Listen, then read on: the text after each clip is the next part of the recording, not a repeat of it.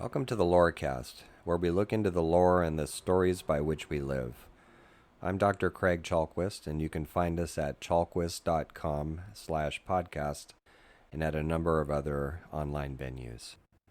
I'd like to speak today in praise of something that doesn't get a lot of attention or affirmation in my culture anyway, and by its very nature, it's hard to praise perhaps, and that would be quietness.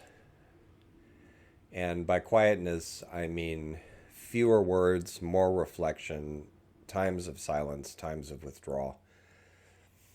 And I'm going to contrast this with the pressure and emphasis on speech, especially in this country, in the US.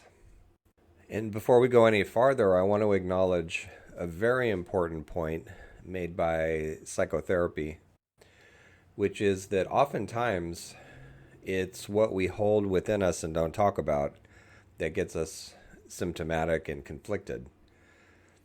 I spent 6 years running men's groups, counseling men who had been in all kinds of trouble, and many of the men, not all of them, were combat vets, and I could see very clearly that it was what they weren't saying that was killing them. And I saw this up close in both my fathers, birth and adoptive, especially my birth father. So we have to acknowledge up front that there is a strong truth in this, that there are times when you absolutely have to talk to work things through, to share your point of view, to come to voice, to lodge a protest, many reasons for coming to speech. So granted all that, I want to look a little bit at the shadow side of it, especially of the psychological approach to all of this. And to start, I think I'll mention a little training experience I had when I was a graduate student of psychology. And I was in class, and this was not psychotherapy class, it was depth psychology. And the instructor led us through a pretty powerful exercise where she did some guided imagery, and a lot of us have had versions of this exercise where you go into a mysterious place and some being shows up. It's usually left open about who that is, and they give you some kind of a gift or a message. And for me, it was a very powerful exercise, so much so that I had a kind of peak experience during it. And it felt very vulnerable and intimate and tender, and I was still sitting with it when the instructor decided to go around the class and ask us how we all felt. What was your experience like and all that? And I didn't want to talk about mine. I was still sitting with it. So she came to me and I said that. And then she tried to get tricky and she said, well, if you could language it, what would that sound like? What would that be like? So, aside from the fact that up until then I hadn't known that language was a verb, all of a sudden my dad rose up in me, and there's a reason that his name was Kurt. He was one of those classic tough guy, don't talk much people. You know, to his detriment, actually. He should have talked a lot more, especially about what he was feeling, but he didn't. And so that part of me rose up, but it felt benign. It felt more like an appropriate response. So when she asked me how I would language it, I said, I wouldn't. And she looked at me for a minute as though considering whether to push me more, which would have been a bad idea. I would have just got up and left. And then she wisely decided to go on to the next person. Second anecdote, one of the best times I had with my dad, one of the best moments, one of the deepest, was when I visited him after he lost one of his jobs. I think he got laid off, and which was happening to him a lot. He was an insurance underwriter for a while. And just to make ends meet, he got a job at a gas station down the street from where we lived, which humiliated him. And I started stopping by the gas station on my way to school in the morning, and he marveled that I didn't care that he worked there. And I was just glad to see him because I never did in the morning. And so there was a morning where we watched the sun come up together. We never talked about it. There were no words during or after. And yet I know that that moment together meant a lot to us. It didn't have to be processed, it didn't have to be talked through. It just was what it was, precious. Now, part of this, I should be upfront about, is that I tend to be a quiet person. Not just an introvert, but quiet as well. They're not always the same thing. And for me, growing up in the house where I did with a highly extroverted mother, and in the United States of America, which is a highly extroverted culture, always felt and continues to feel like a more or less constant state of overstimulation. And that's gotten worse over the years rather than better in some ways. My ability to handle it has gotten better. And I've also gotten a lot more extroverted, thanks partly to my mom, actually. Some of it rubbed off. So I can go a week talking and talking and talking, and then I have to stop for a day or two and just be by myself. But what I'm referring to is this manic speech that we do in this country. When you turn on the TV or you go into YouTube to find something out, or other similar venues, you're an Instagram flipping through videos, right? Pay attention to how many of them are not only loud, but rapid and manic. People are, instead of giving you information or leading you through something, they're going, bah, bah, bah, bah, bah, bah, like that all the time, right? And I guess that's what sells now, or maybe people are raised on that. But to somebody like me, I can take that for about 1 second and then I go elsewhere. I can't tell you how many times I've looked up videos in YouTube to just figure out, how do I put the new windshield wiper on my new car or something like that. And I go in and somebody's going, I'm here to show you this, and aren't I wonderful, and doesn't my hair look cool, and all that. And I'm like, next. And I just keep going until I get to someone who goes, hey, you want to get your windshield wiper on? Do it like this. And then I'm good. I'm using that word manic on purpose because a lot of this feels that way to me. And I don't think it's just because I tend to be a bit quiet or introverted. I think that there's a real manic defense going on. So let me say a little bit about what that is. That's a psychological term. It was coined by lay analyst Melanie Klein. And a manic defense in popular language is kind of like whistling past the graveyard, where you're disturbed by something, but you're trying to suppress it somehow. And you're pretending, or maybe you've even convinced yourself that everything is fine. Everything's great, no problem, nothing to look at over here, move on, I'm good, right? That's a manic defense. It's manic because there's a huge amount of energy being channeled into it as a defense. It's usually a defense against depression or anxiety or just something that's bugging us. It's a way of not dealing with feelings. And there is so much to worry about these days from, oh my God, climate chaos to fascism all over the world in high places to racism to who knows what else, right? There's so much to worry about, rising energy costs, that it's really no wonder people resort to manic defenses and try to make like everything is good. So rather than criticize ourselves or other people for doing this, we should just take note of it and realize that it is a defense. It's serving some kind of a purpose.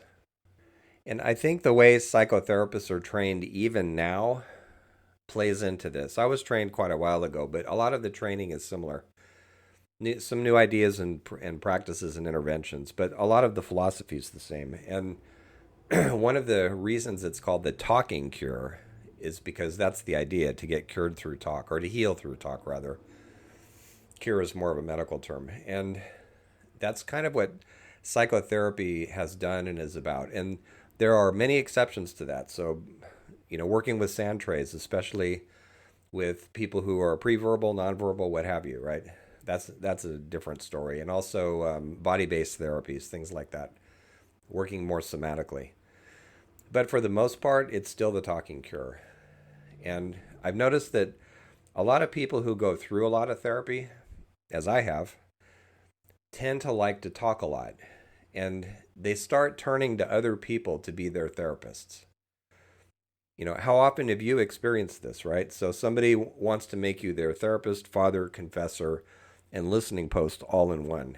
And they come up to you and they say, I have big feelings about this. That's the trendy term now for imposing your emotions on other people. I have big feelings about this, and I demand you hear about them. And then they talk for 2 hours about their big feelings, right?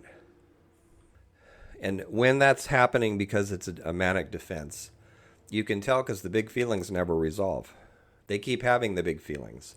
They don't go anywhere. They don't get healed because what they're doing isn't healing, it's dumping. So, what I've said a couple of times in these podcasts is there's probably not one person in 1,000, at least in this country, who can actually sit with their feelings, big or otherwise, and really get into them and really experience them fully and integrate them into your life. And when you're having these big feelings that don't seem to go away, therapy is a good option. I recommend it, especially in a culture and at a time where a lot of us are burned out caregivers because we're having to do the work that in other countries, all kinds of health and social and medical and financial safety nets do for us. That's why they exist, right? But in this country, those nets have been shredded where they existed at all. And some of this, of course, is our emphasis on hyper individualism. Everybody has to be self reliant. Well, be self reliant when you have a toothache and see how long that's going to work.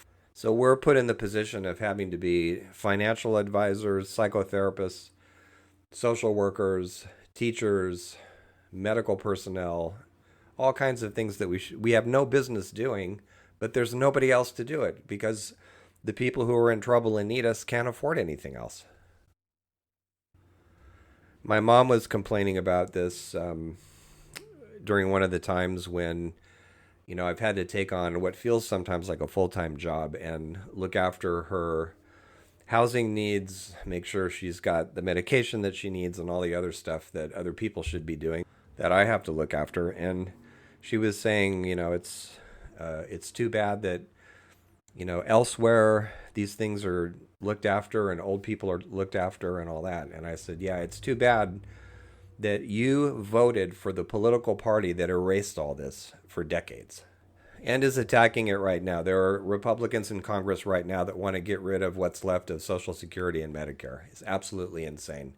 And the people who are advocating this don't have to worry about it. They're either rich or the government looks after them because they're politicians who work for the government.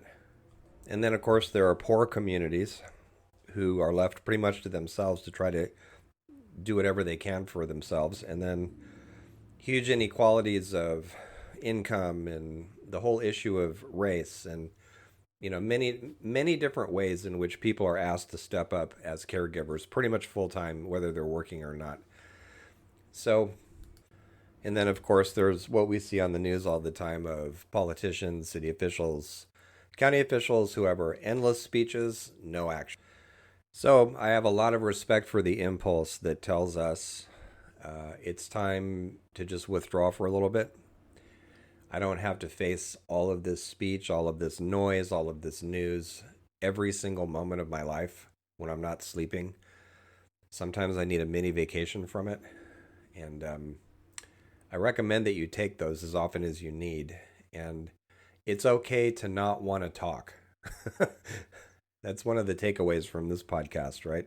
And I don't mean because you're stuffing your feelings or anything like that, but there are times when you just don't have any more capacity for speech or capacity for listening to other people's speech. And when you get to that point, you should probably be by yourself for a while. Psychologists talk about recharging, which has a certain truth to it. And yeah, it's recharging, but it's also reflecting, especially if you keep getting into situations where people talk at you like that. Why do I do this? Why do I feel obligated to listen to all this speech? Some of us have talked about mental health days from work and the need to take some of those, right? And from school too. What about silence days? What about I don't want to talk or listen days? What should we call those? Nonverbal days? Sounds a little abstract. Shut up and be quiet days? A little too rough. How about I'm not here days? The doctor is out. And here's another thought that's contrary to the therapy model in some ways.